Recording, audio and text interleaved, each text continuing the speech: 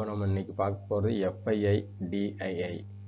எஃப்ஐஐனா foreign institutional investor, டிஐஐனா domestic institutional investor.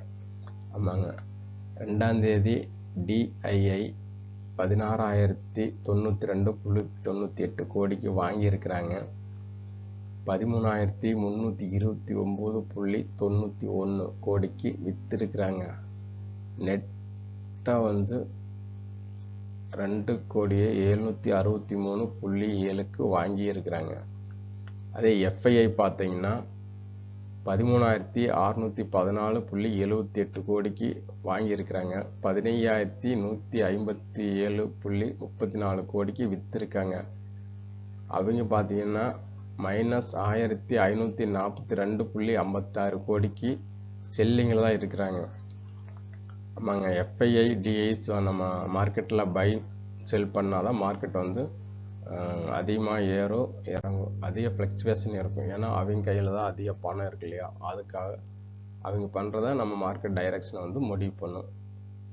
July 2ஆம் தேதி fall below Nifty 20,500 market to end session 0.35% low. ஆமாங்க, நம்ம நிஃப்டி 25,500க்கு கீழே க்ளோஸ் ஆகிருக்கு. பார்க்கலாம் என்ன பண்ணுறாங்க. ஜூலை 1ஆம் தேதி July 1, PNB National Bank removed all penalty for not maintenance a minimum average balance in savings account, ideal for customer who struggle to keep balance within the required range. This remove unnecessary stress and cost. ஆமாங்க, இதை announce பண்ணதுனால அன்னெசரியாக minimum balance இல்லை அப்படிங்கிற ஒரு இது இருக்கும். அதனுடைய மக்களுக்கு காஸ்ட்டு குறையும்.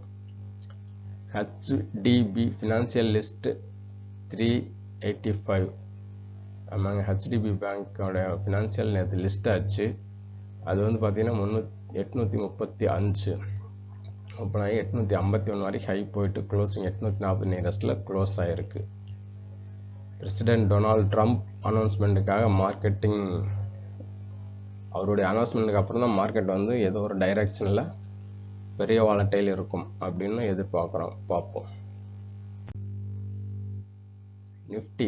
நிஃப்டி பார்த்தீங்கன்னா அந்த ஒரு நியூஸ்க்காக தான் வெயிட்டிங்கில் இருக்குது. இந்த 3 நாளாக பார்த்தீங்கன்னா அவன் ரெட் கேண்டிலே தான் க்ளோஸ் ஆகிருக்கான். நேற்று 25,453 அந்த ரேஞ்சில் க்ளோஸ் ஆகிருக்கு. பேங்க் நிஃப்டியும் பார்த்தா நேற்று நியரஸ்ட் 600 பாயிண்ட் மைனஸ் அந்த ரேஞ்ச் போயிட்டு கொஞ்சம் மேலே க்ளோஸ் ஆகிருக்கு. அதுவும் பார்த்தீங்கன்னா ஒரு ரேஞ்சில் தான் இருக்குது. எல்லாம் இந்த நியூஸ் வந்ததே தெரியுங்க, எந்த பக்கம் யார் என்ன போகிறோம் அப்படின்னு. பார்ப்போம் என்ன பண்ணுறாங்க.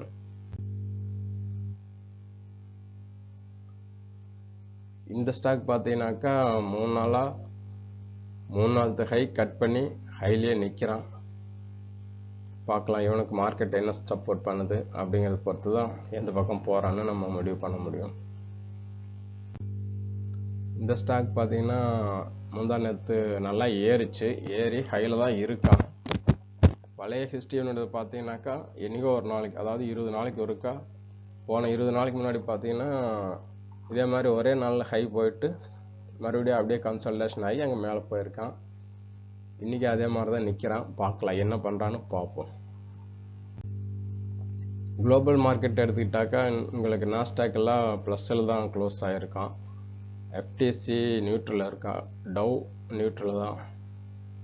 நிக்கி பார்த்தீங்கன்னா ப்ளஸ்ஸு, ஹேங்ஸங்கு ப்ளஸ்ஸு, டேக்ஸு ப்ளஸ்ஸில் தான் க்ளோஸ் ஆகிருக்கு. குரூட் ஆயில் டாலர் வைஸ் பார்த்தீங்கன்னா 67.16 கொஞ்சம் குறைஞ்சிருக்கு. கோல்டு டாலர் வைஸில் பார்த்தீங்கன்னா 3,354.40 0.16 குறைஞ்சிருக்கு.